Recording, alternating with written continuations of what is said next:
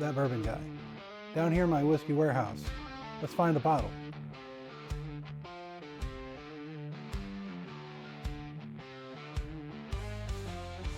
How about this one? Horse Soldier, 10 years. Let's see what that's about.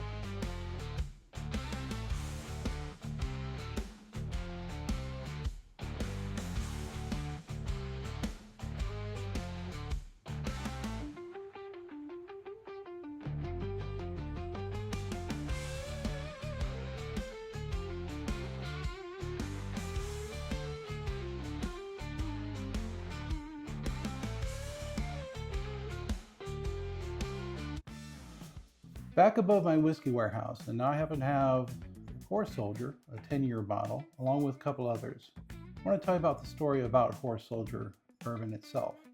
It's quite interesting. So with Horse Soldier, this all started with a bunch of former military members of the Green Beret Special Forces. This is an elite group that was deployed into Afghanistan on horseback. That's where you're going to get the Horse Soldier name from. And they were able to basically take care of business right after 9/11. Their adventures are well known and has been publicized in movies. There's a movie called 12 Strong that gives you a good taste of what they've had to go through and what they've had to endure.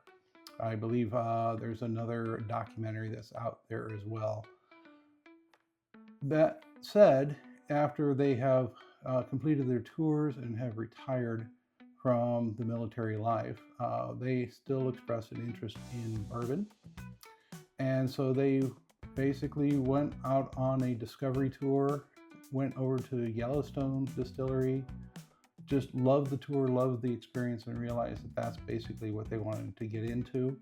So they were able to go into some other distilleries, learn more about the business, learn about the process of making the bourbon, so that they can come up with something that they want to call their own. So ultimately, they will be making their own particular bourbon. For right now, they are sourcing. I happen to have here over on my right, your left, happens to be their small batch bourbon, barrel strength or cask strength bourbon, and then the one I showed you earlier, which happened to be a special 10-year bourbon.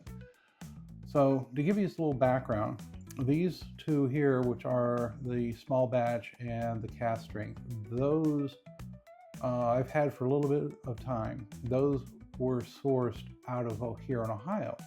I believe it's from Middle West Spirits because it indicates that it was distilled in Columbus. So to give you stats on this for the Horse Soldier small batch, it is called Forge and Fire, coming in at 95 proof. Another thing to note about this particular, for all their bottle lines that they do, so they have, the glass is formed in a metal mold to create the shape of everything else. That metal that they used for the molding of this glass was leftover metal that came from the Twin Towers that fell in New York City at 9/11. So there's a historical and personal significance to them, and it's a cool story related to this as well. So like I said, the small batch coming in at 95 proof. This one I had personally signed. I actually got to meet one of the horse riders. I was a retired Sergeant Vince Markella. He signed this bottle for me personally, and this comes in at 123 proof. So I got pours here of small batch and the batch proof. And then finally, this one was one I recently picked up. It was a store pick over at Party Source in Kentucky. And it's a 10-year. Now the 10 years coming in at 133.6 proof, but this is sourced from a different location. So from the back is indicating that it was distilled for Horse Soldier in Somerset, Kentucky. Now I mentioned Somerset is the fact that your distillery name, which was Horse Soldier Distillery, they're going to create a Horse Soldier farm in Somerset, and in that farm they will also be distilling and making their own make of bourbons. But until then, they are still sourcing originally from Ohio, but now I've heard all of the latest batch releases that are coming out to the market these days are coming out of Kentucky. Could be Barton, it could be Heaven Hill, could be from a couple different locations. They will not reveal the source. They have an NDA disclosure situation. Want to at least give you a quick rundown on the story of Horse Soldier. It is really a fabulous story. Meeting Vince was really a thrill and an honor and a privilege. And now we get to go into the tasting of the bourbon itself. So let's start off with a small batch, again coming in at 95 proof. So right away on the nose, it's your traditional bourbon notes. Cherry, a little bit of vanilla, some caramel notes as well. Basic expression of a basic bourbon. Again, 95 proof, so it's not ethanol heavy. It's not going to burn you on the nose. Maybe a little nutmeg at least in this as well. But let's get into the taste.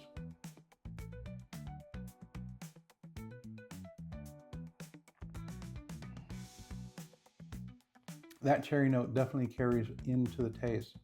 Very sweet on the front end of the palate. Tip of the tongue is kind of probably pick up more of that vanilla note than anything else. It's that mid palate that's definitely hitting that heavy cherry note. I would not call it medicinal cherry. I would call it just more a natural cherry note to the flavoring to the whole thing. An ever so light hint of pepper or spice around the outer edges of the back of the mouth. Goes down light on the finish, not much of a finish to talk about. It's decent. It's not bad for a basic proof. Now they do also have one that is even lower proof than this. I did not bother to get that one. Personally, it wasn't my particular cup of drink for bourbon, so I decided to skip that one. But this is not bad at a small batch setup. Now let's move into the cask strength, or what they call barrel strength. So this is 123 proof.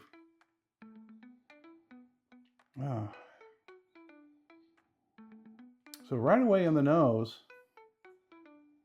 I'm actually picking up a leather note to the whole thing. So it's not as sweet as it was for the small batch. So I'm not getting heavy on the caramels and the vanillas. It's there, but it's not the dominant note. Dominant note I'm getting out of this is it's more of a tobacco-y leather note, kind of like a horse saddle, as it were. Not putting any suggestive notes in there at all.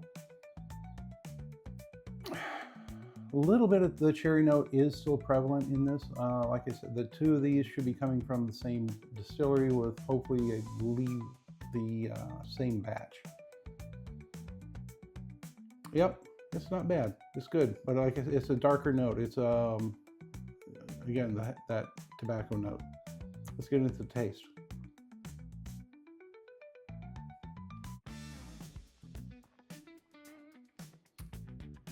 Okay, it is more pepper forward in the taste.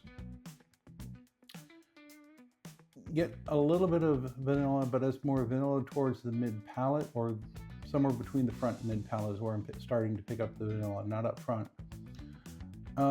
Getting a little tea note, black tea note to the whole thing, a little more tannin to the whole piece.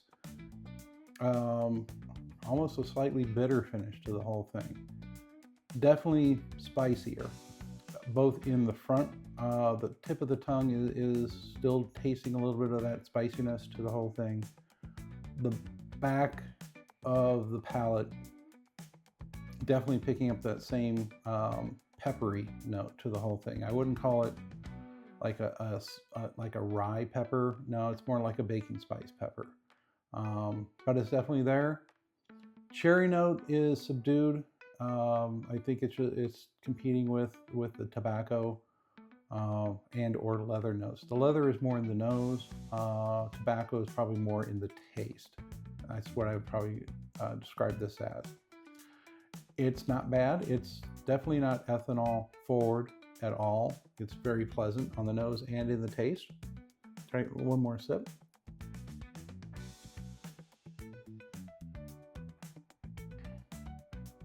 Yeah, that goes down really nice.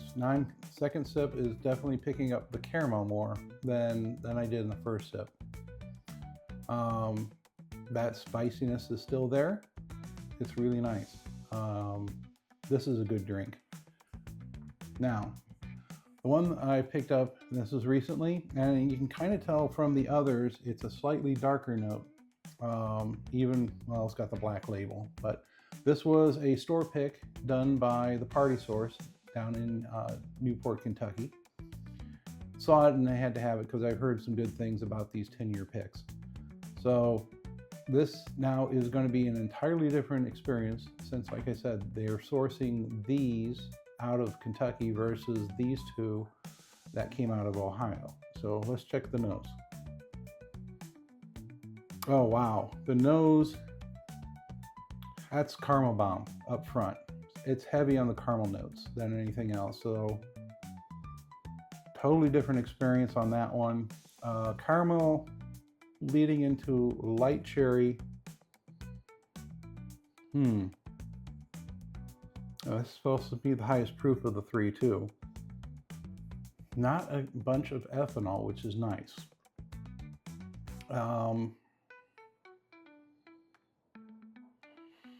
I'd say a little bit of that leather note to it.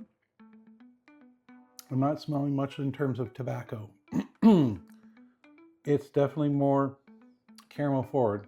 So that's a different note that I wouldn't experience out of these other two. Let's get into the taste.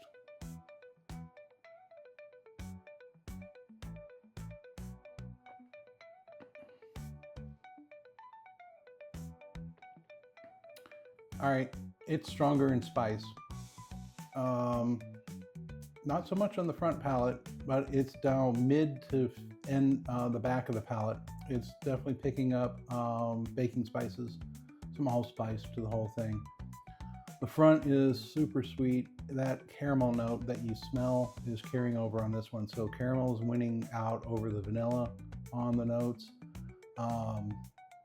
That tobacco flavor does show up again, so there is some consistency in profile, even though, again, Ohio versus Kentucky. But that caramel note, I think, is the big differentiator between these different types of bourbons that they have out here. Let me try another taste.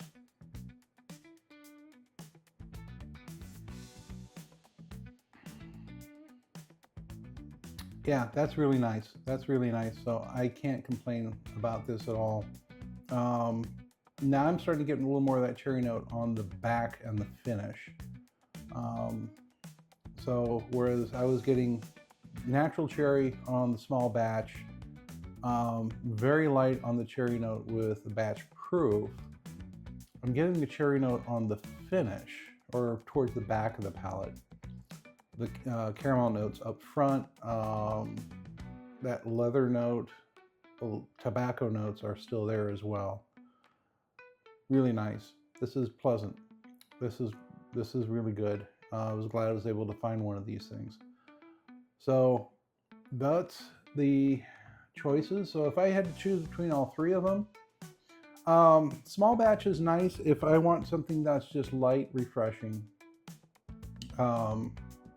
Good as it is, maybe throw it on the rocks if you want to do just a light summer drink. Maybe put it into a mixer, see if it works with an old fashioned.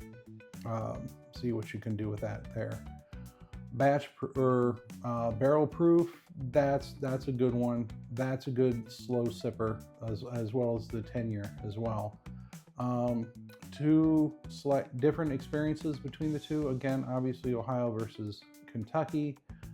Both excellent choices. So that's my expression of what I can take tasting these various bourbons coming from Horse Soldier. Wanted to share with you that story about how Horse Soldier came to be, the meaning behind the name, the meaning behind the bottle, the significance that's there. Again, shout out to Vince that I was able to meet. It was truly an honor and a privilege to get to know him a little bit. And if you see it on the store shelves, Horse Soldier is readily available. Don't hesitate to maybe go over for a batch proof for your own. And maybe consider using it for things like Memorial Day, Veterans Day. If you're looking for a good bourbon to use in the honor of those who served us, those who continue to serve us. Again, shout out to Devin, who is currently deployed right now. So this is an excellent choice as part of your bourbon lineup. So let me know what you think about Horse Soldier. Let me know if there are any particular brands that you like to use in celebration, honoring and remembering those who have served in the military. And until next time, when anyone asks, tell me you heard it from that bourbon guy.